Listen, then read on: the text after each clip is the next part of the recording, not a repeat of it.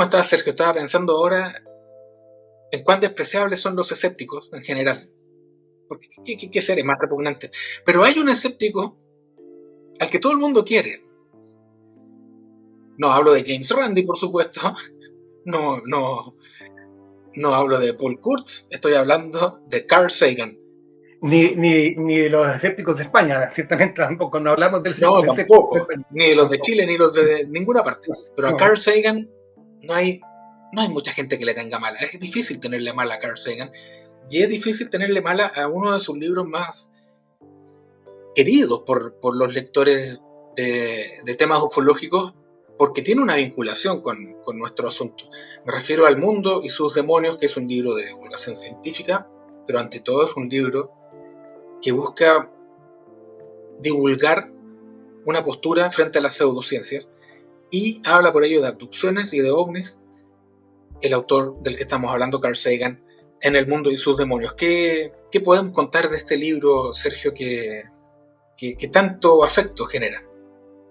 Sí, es que yo creo que la figura de Carl Sagan es tan consensual, tan transversal como se usa decir ahora, porque yo y muchos que éramos jóvenes vimos en la televisión la famosa serie Cosmos, y esa serie conectó con la pasión por el conocimiento. De hecho, hay capítulos extraordinarios. La serie es muy buena, pero hay capítulos extraordinarios que a uno lo dejaban realmente pegado al techo. Por ejemplo, perdón, no me estoy desviando, es para explicar el contexto. Un capítulo donde hace un paralelismo Carl Sagan sobre la cosmología hindú y las ideas cosmológicas de la ciencia actual. Entonces, la verdad es que conectó muy bien con la pasión por el conocimiento. Y eso la gente lo agradece. Carl Sagan además era omnipresente en la mayoría de los libros de ovnis que uno leía, porque aparecía su figura, ¿eh? Así como Joseph Shklovsky, las citas de esa índole. Entonces, como un científico interesado en la búsqueda de inteligencia extraterrestre. Recordemos su papel en el proyecto SETI. Entonces, y también interesado en el tema ovni.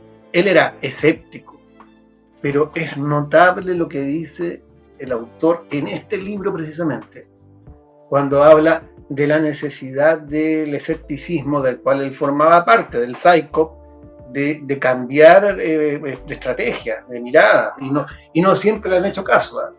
Es muy interesante esa parte, digna de ser visitada y revisitada. Decía, la palabra psycho, como lo dice ahí, tiene connotaciones casi policiales, así, una especie como de policía de la racionalidad, y eso no provoca reacciones favorables, no permite el avance, el diálogo.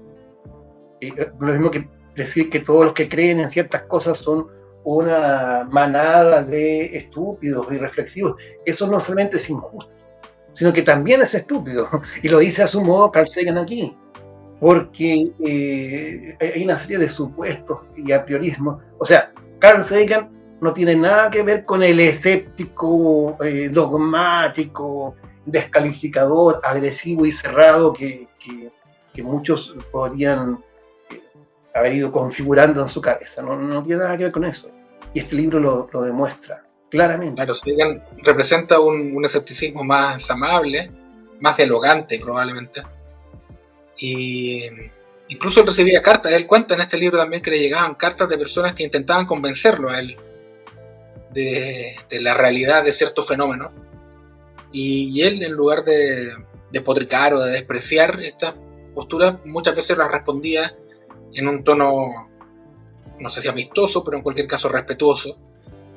Y esa misma postura o posición frente a los enigmas o a los misterios que tanto nos interesan, lo convierten, como decías tú, en una figura querible o respetable al menos, para todos, de manera transversal. Y este libro, que tiene además esta imagen del dragón en el garage, ¿no?, que es muy conocida, que se menciona mucho, lo que hace un poco es acercar la ciencia a la pseudociencia o a las paraciencias y hacer ahí no sé si un entrelazamiento, pero una aproximación desde la mirada de un escéptico y de un tipo preparado y capacitado como era Carl Sagan. Este es un libro que se publicó, no me acuerdo, corrígeme Sergio, si al final de su vida o cuando ya había fallecido. No sé si lo dejó escrito y se publicó después. Yo no sé exactamente, pero como sea, cumple el papel de una especie de testamento ideológico del autor. Y eso ya lo he leído, sí. Debe haber coincidido con su muerte poco antes o poco después, pero por ahí está. Sí. Por eso es tan importante.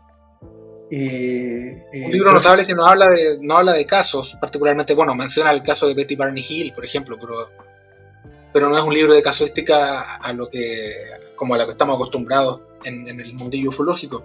Y sin embargo es un libro que uno recomienda con fuerza leer, porque de verdad no solamente es muy entretenido y está muy bien escrito, sino que además presenta visiones ante la vida que son interesantes de conocer. Sí, y yo recuerdo con cierta emoción a la que tú cuentas, hubo un programa con Elizabeth Ramírez que dedicamos a este libro en particular. Y precisamente fue inevitable hablar de un aspecto de Sagan que pocas veces se menciona, que es el Sagan que se pone ya directamente a especular. Y hay una especie de, y con esto termino, una especie de, yo diría, de misticismo natural en el autor. Por más que el que lo quiera evitar, está ahí presente. Ese asombro reverente que le produce el espectáculo del universo, y eso se contagia. Así es que nada de un escéptico carente de imaginación, ¿no? Eso, ninguna de esas cosas cuela con Carl Sagan.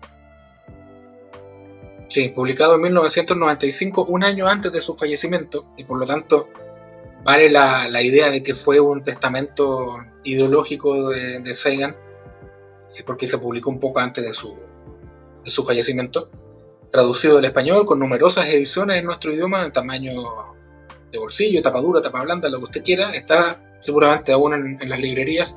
Si es que no lo ha leído y le interesa una mirada como la que daba Carl Sagan al fenómeno, bien vale la pena darle un vistazo.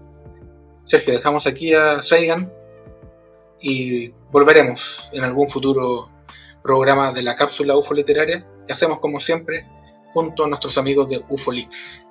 Un abrazo, Sergio, que estés bien. Hasta pronto. Gracias. Chao, chao.